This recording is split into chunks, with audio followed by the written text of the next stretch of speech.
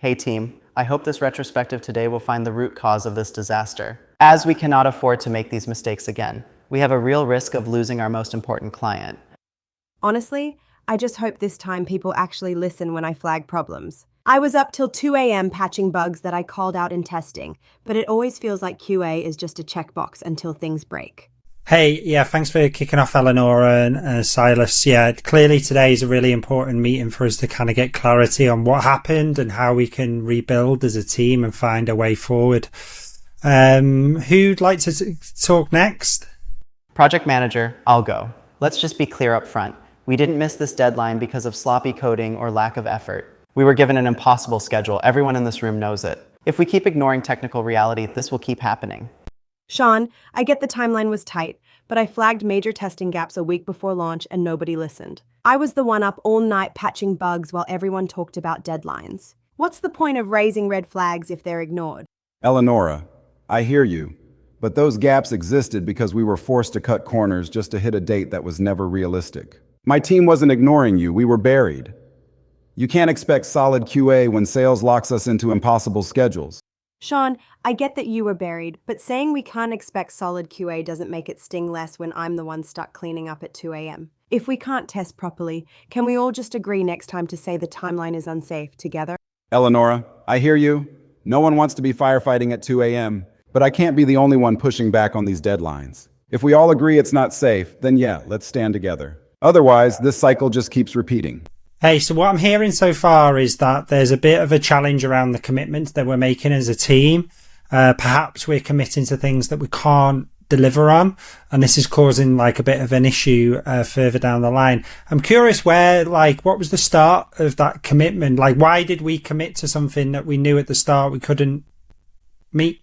Sean, you can blame timelines all you want, but you were the one who said 6 weeks in front of the client. I don't appreciate you throwing sales under the bus when I'm the one facing angry customers. Katya, I said 6 weeks after you promised them fastest ever in front of everyone. My team got boxed in by what was already sold. We can't keep acting like dev is just an afterthought to close deals. Sean, you stood in that meeting and nodded right along when we laid out the 6-week timeline. Don't make it sound like I sold a fantasy and you had no say. Clients remember what dev promises too. Hey, I just want to jump in there, Katya and Sean. Clearly, there's some challenges around our commitments that we're making as a team, and I just want to acknowledge both of your perspectives. I wonder what, as a team, we need to do around managing these commitments better. Anyone across the team got suggestions on what we could do differently? Project manager, thanks for jumping in. I'd like us to get concrete. What's one process change that would actually stop this blame cycle? If anyone has ideas, let's hear specifics, not just communicate better. Katya, I get where you're coming from. For me, a concrete fix would be having a mandatory cross-team check-in before any external client promises. Sean, would Deb be willing to commit to that next time? Silas, I'd absolutely support that, if it means we actually get a say before sales locks in a date. But let's be clear. I'm not signing off unless we're listened to, not just present for show. Sean, I hear you.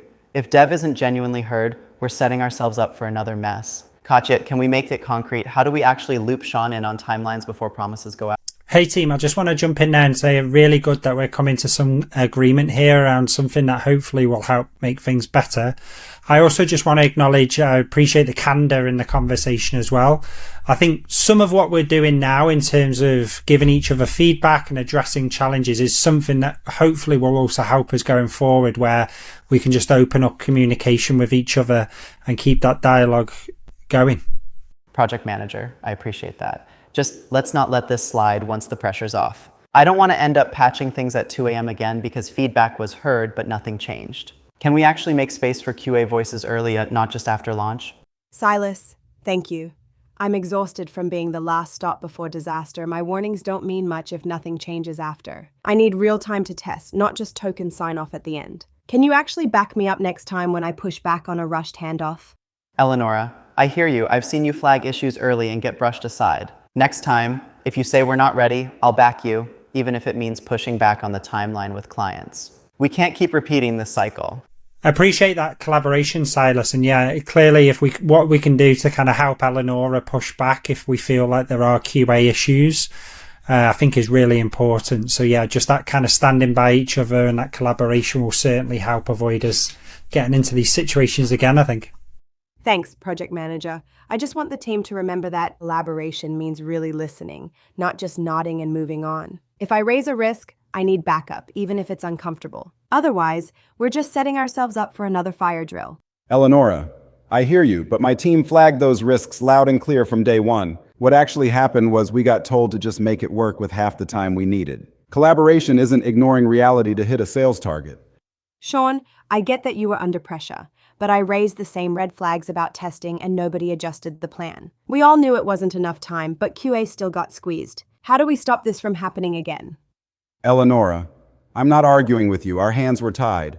When the delivery date is locked before we even scope the work, there's no way to build in proper testing. If sales and leadership keep dictating timelines, what do you expect us to do differently?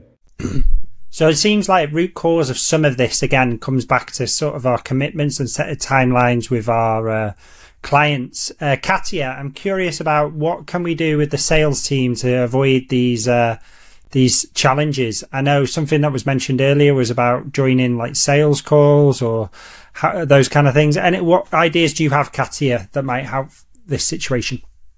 Honestly, the first thing, no more solo promises on client calls. Dev and QA need to join those discussions. If a client asks for a date, we pause and check with the whole team before saying yes. Otherwise, I'm just stuck cleaning up again. Sound fair? Eleonora, I'm with you. But let's be clear. The last date was set before my team ever saw requirements. If sales keeps bypassing us, it doesn't matter who's on the call. We'll just keep firefighting. Katya, are you willing to actually loop us in at the start? Sean's right. Katya, I can't test what I don't know about. If QA isn't included from the start, we're just plugging leaks after launch. Are you open to changing how you share info? Eleonora, I get your point, but let's be real. My clients expect real answers, not half-baked updates. I'm not hiding info. The problem is Dev giving me delivery dates and then shifting blame when things go sideways. You want better info? Start with Sean. Hey, so that was quite a challenging retrospective with the team there. Lots of disagreements, different points of view. I did my best to try and sort of facilitate us to a good outcome. Score I got for that 62 out of 100. Not too bad, actually. There was a few skills I was practicing in that conversation around active facilitation and encouraging equitable participation. I got some feedback here of the things that I did next, where I'd kind of at moments drawn other people into the conversation. And I've also got some suggestions of things that I could do differently. I'm getting that feedback across each of the skills I was practicing, including kind of moving away from blame to more accountability and also demonstrating empathy and building trust. What I didn't do in that conversation is manage to get the team to an agreed next steps. We got close and then we ended up kind of opening the can of worms again, which happens in a lot of team conversations. Maybe a longer conversation, I might have been able to get to that point. So yeah, that's an example of quite a challenging but common conversation when things don't quite go wrong and then the team are coming together to try and find a way forward, helping a team work through that, avoiding the blame game and sort of identifying way forward. Very challenging, but as I said, common conversation. So that's Real Talk Studio, helping you build confidence and clarity for those scary conversations.